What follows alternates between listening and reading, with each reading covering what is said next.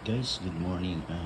Panang ito mabilis ang pagluluto dahil kulang ang ating mga sangkap. But we need to cook this vegetable dahil bago siya ma-spoil.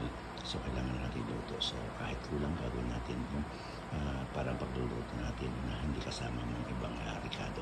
Actually, this is a pinakbit diet. Pinakbit without string beans and without yung tinatawag nilang kamote or what do you call that? I forgot the name of that.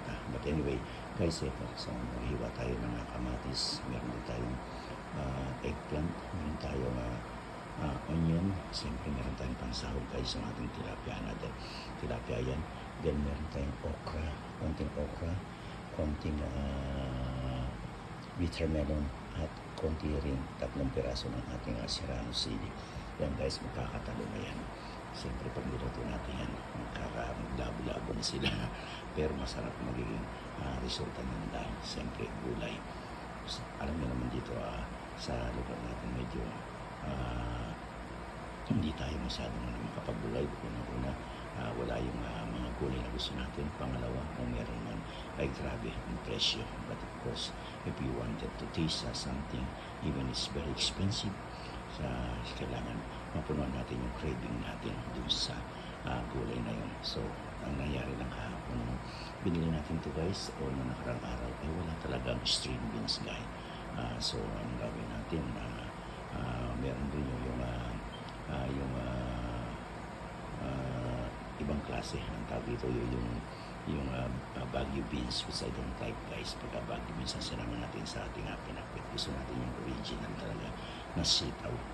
So guys, ayan ang gagawin natin. So, naka-prepare na. So, gagawin natin ay isasangkot siya natin ito guys. Hindi katulad ng traditional na pagluluto ng pinakbit sa atin. Gagawin natin ay ginisang pinakbit ito.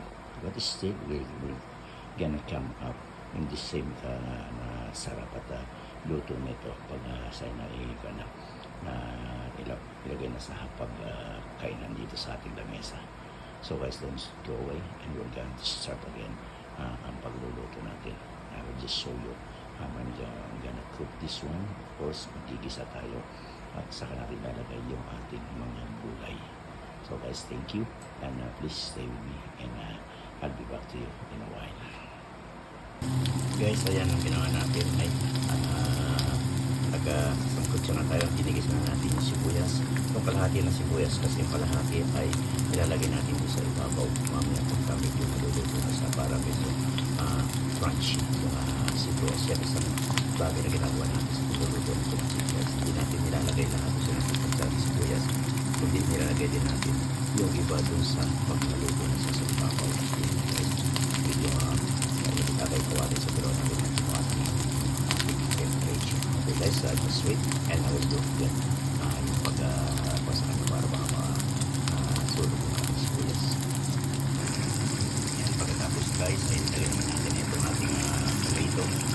Gagawin natin dyan umamas natin yung tomato guys agad sa may mash siya then lalagay yung other gulay natin at pati yung